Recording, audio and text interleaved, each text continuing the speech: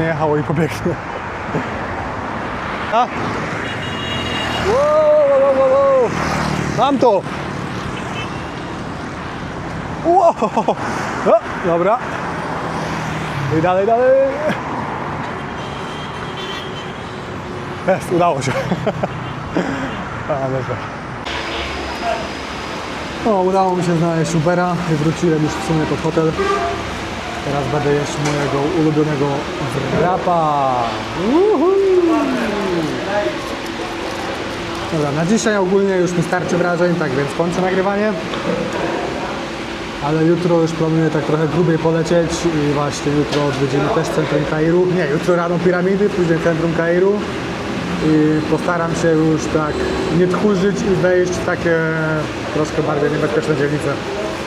Tak więc dziękuję za oglądanie, jeżeli Wam się podobało, zostawcie lajka, subskrypcję, jeżeli macie jakieś pytania, pytajcie w komentarzach.